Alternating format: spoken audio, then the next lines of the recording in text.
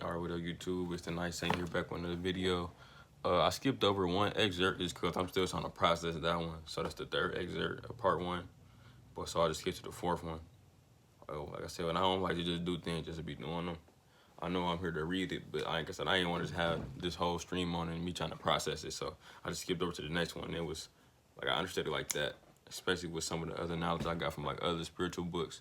So this should be way easier in the sense of explaining, so you can pick up what I'm trying to say, right? So this is the excerpt 4. The Tao is like the emptiness of a vessel. In our employment of it, we must be on guard against all fullness.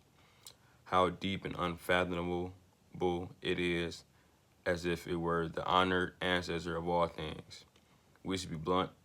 We should blunt our sharp points and unravel complications of things. We should attempt our brightness and bring ourselves into agreement with obscurity of others. How pure and still the Tao is, as if it would never, ever so continue. I do not know whose son it is. I might appear to have been here before God. No, I think Tao, just starting it off, just breaking down that front part, speaking about how the Tao is like the emptiness of a vessel. I think that I know a lot of people with God or just the universe or anything that you believe in, it just is. Like I said, everybody trying to find reasoning, and even like me to a certain point when I was younger, I was always trying to figure out like how did the world ever like begin. And as a kid, you become very depressed trying to think about like how the world begins, and it's like it's beyond your comprehension, it's beyond your brain and understanding, and you should stop trying to think about it, right? Because a lot of that got to deal with just knowledge. Like I said, you think that, oh, let's say Jesus came at year 0, and it's like it's actually a year 0, and it was something before that, and that's how people try to explain it. And let's say the Big Bang Theory, and all these is concepts that try to explain how we got here, right? But in a lot of these spiritual books and just texts, they just speak about how just like I am is like, didn't they say when God created the world, the sound was but it's really in word form is I am. Like that was the first word, and that symbolizes God or like the universe. Really depending on how you look at it and how you perceive it to be. And that's the emptiness of a vessel. In its base form, it is what it is. There's no explaining, there's no explanation of what it is. It's another book I got that I've been reading. It's called Intuition by Osho. And he speaks about the idea of intuition, instinct, and intellect, right? And they speak about how intellect is very new. It's a very new term, concept, and idea. It's very fallible. Like I said,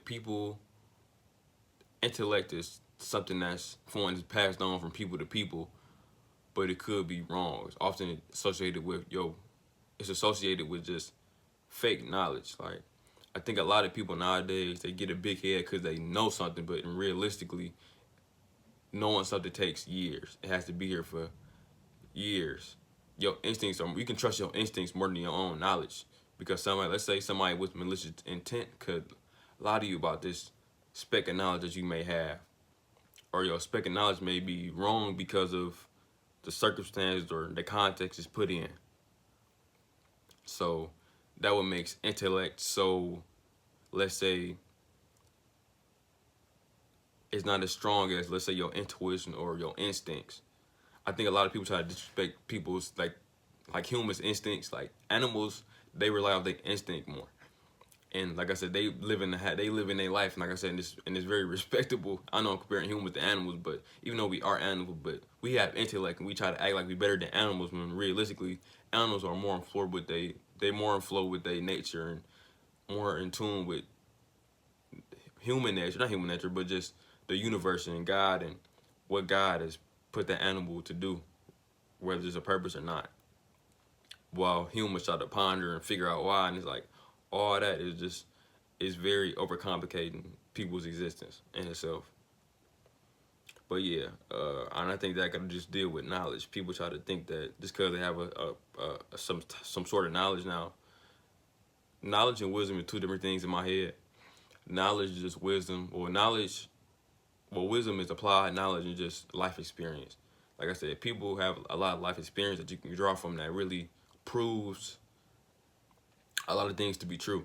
But some people have book knowledge, and book knowledge can only take you so far. And people fill their head up with book knowledge and think they are really worth something. And let's say I can read a book about the best basketball players until I really get on the court and start playing and practicing. I really don't have any knowledge or true wisdom. And like I said, I may not even be good at basketball when I finally step on the court. Just because I read some books don't mean I know anything about it for real. And instincts been here for millions of years. Like I said, just like how it's natural for people to get older. Like you start to understand and really take sex for one example. Sex is something that's biologically encoded in your DNA. So it's like you have a natural urge, and let's say when you see a cute girl or something, you have a natural urge to want to procreate or have sex with and a girl. And I mean, of course, we get and nowadays and just in reality now, it's like everybody try to be higher thinking and act like they not animals and they just don't want to do animalistic things, but they just want to act like they better than that. And like I said, they want to have put reasons behind everything. Like, oh, this is really why I want to do it. And it's just it waters down and just make everything to seem so fake, right? And people just don't know how to be raw and just honest, right? And I think that got to deal with just people being connected to their animalistic nature that's in them. Like I went on a whole tangent that had to do nothing with this, but that had to do with it to a certain extent, right? One of my mentors I be watching, I got his Patreon and stuff, and I be watching his videos. His name is Zah, but like I said, he got like his name's like Madhusudana, but he speaks about how like words confuse reality. Like I said, like in the sense of knowledge, like knowledge confuses reality, and it sends people spiraling on all type of different paths that they don't need to be on in life. And it's very interesting, like how everybody's like a wave, but eventually you're gonna come back to the ocean and be a part of the ocean. I don't know who else may have said that, but that's where I got it from. I got it from him. But I think that's something that's very important that people need to pay attention to, right?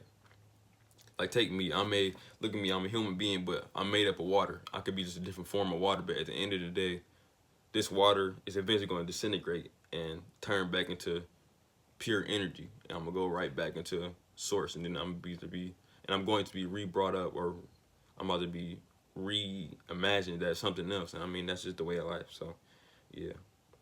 If y'all like the video, like, comment, subscribe, and I'll see y'all later. Thank you.